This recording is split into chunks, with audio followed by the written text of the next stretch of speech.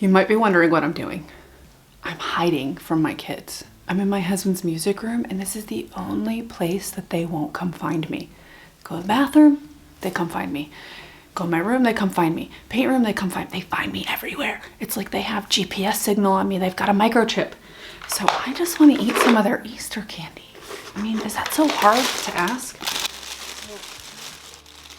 I just want some of these German chocolate eggs. I mean, hello. I also have this on because I don't think they'll recognize me. What do you guys think? I think they're coming. Oh crap, I think they found me. Mom, where are you? Oh, I gotta go. Welcome to 10 Minute Tuesday. Happy Tuesday, everybody. I am coming to you from my home office. This is what I like to call my home office. What I do is I come up here and I take like 15-minute breaks, but we are going to start the timer. Why am I yelling at you? Why am I yelling at you? We're gonna start the timer, everybody. I hope you're ready. Okay, let's put 10 minutes on the clock. Got some good questions this week.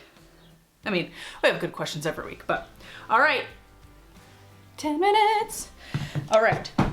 So I had a question about staging. The thing is everybody has their own style. I don't like to get into telling you how you should stage because I feel like your staging should reflect you as an artist. Okay, here are a couple rules of thumb that I follow for my own stuff. I stage furniture as if it was in my own home. So when you see me stage furniture, that's what my house looks like. If I have things on my wall, I have things on the side, and sometimes that's too much for people. People think that that's too cluttered. And so I like to stage things as if they were in my own home, or so that people can visualize what it would look like in their home. Generally, I feel like most artists stick to a style that speaks to them anyways, and it are things that they would put in their home.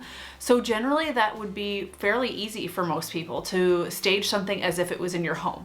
And I feel like that takes some of the pressure and guesswork out of it when you just think that way. I think a lot of things that we do, it's all about our mentality.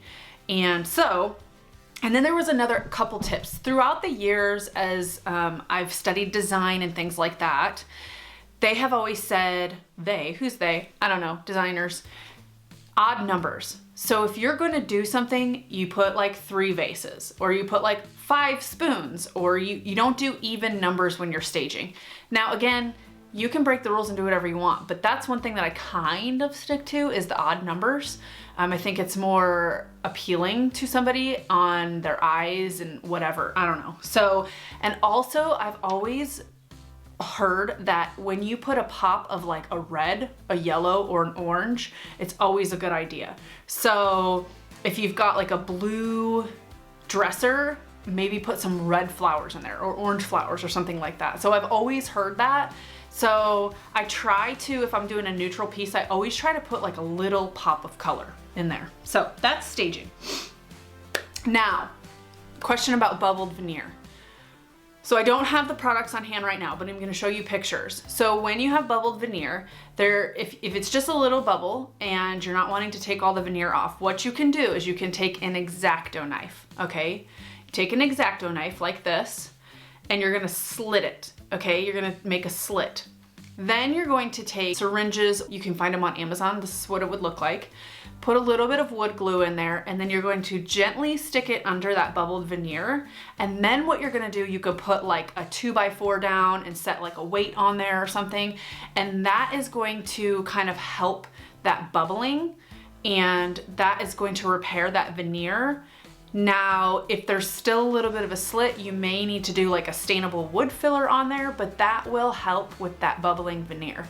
Now, if it's like bubbling all over the place and it's cracking and all that stuff, your best bet is to pull it off. But if you've got a couple little slits and you don't want to mess with that, then you're gonna have to do some surgery, okay? We're gonna have to get some surgical knives and some needles, and we're gonna have to fix it. So that's how you can fix bubbling veneer. And let's see, how do I organize all my paint stuff?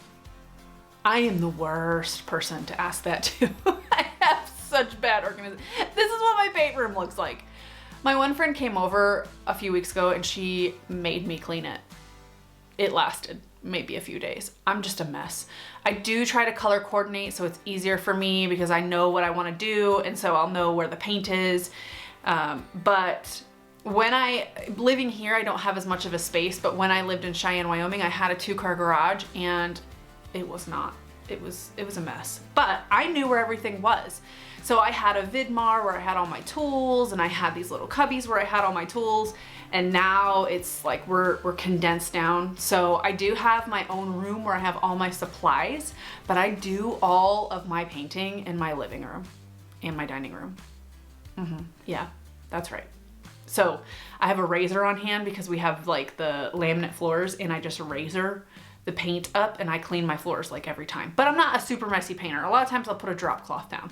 But yeah, I just make it work. Right now it's not ideal because we live in Germany and we live in a 3-story house with a 1-car garage, and my husband has a huge gym in there. And I figured after however many years of taking over the garage in Wyoming, I would let him have it for now.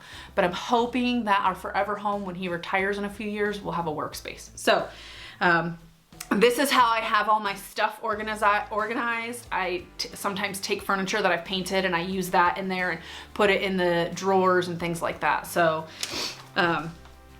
not really a great setup, I don't think. And so the last question, we have a few more minutes.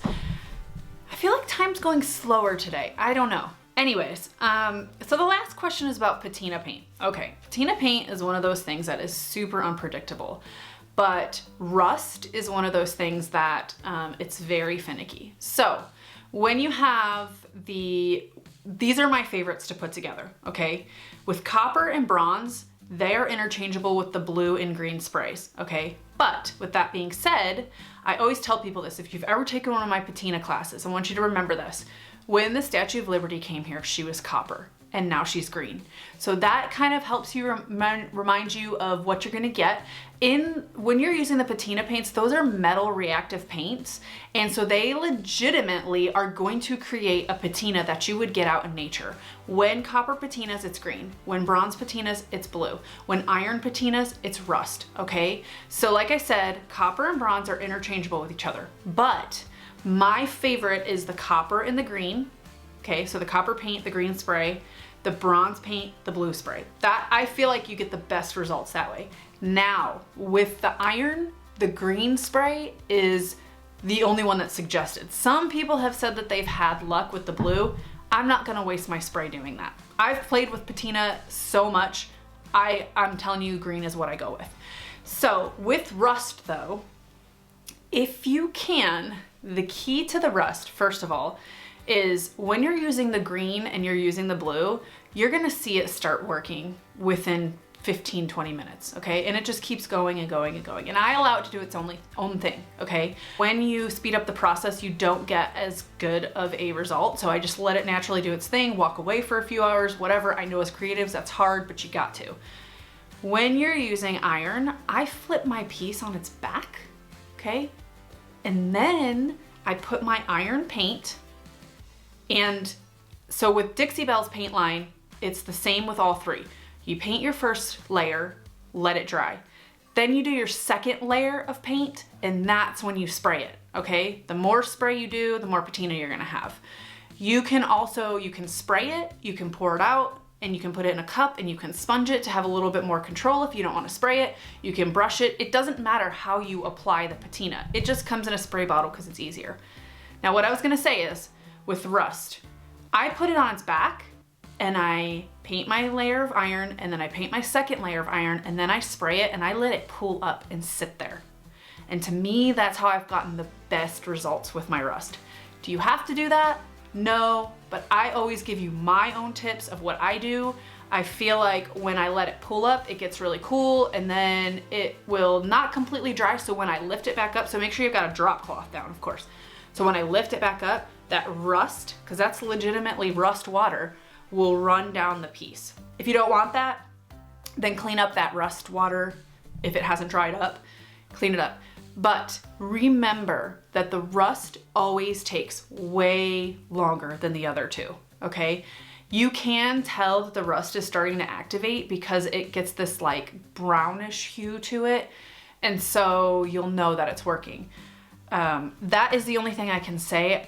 It's like I said, the Patina line is kind of one of those, it's uncontrollable, but there are a few things you can do to control it, i.e. choose how you apply the spray, and also laying a piece on its back so that you can kind of control how saturated that paint gets with that Patina spray. So hopefully that makes sense. I know sometimes it's hard because we see all these great results from other people and then we try and we don't. I mean, I'm telling you, it took me a few times to do it before I really was like, okay, I got this. So I think with Patina, it's just nerve-wracking. That's another one of those things. I think with staging and Patina and like crackle, and there's a few other things, I think blending, we get in our own heads about a lot of those techniques, a lot of those products. And so we just need the right person or the right technique or the right teacher or whatever it is to say the right things that help it click. And then it clicks inside of you, if that makes sense. And maybe you don't even need a teacher, but maybe you're just practicing, and you tried something new that time. And that's what it takes. So, all right, guys, that is the timer. So thank you guys so much for tuning in. I am so excited about these Tuesdays. So if you guys have questions that you want me to address, put them down in the comments below. If you're not subscribed to my channel, please subscribe.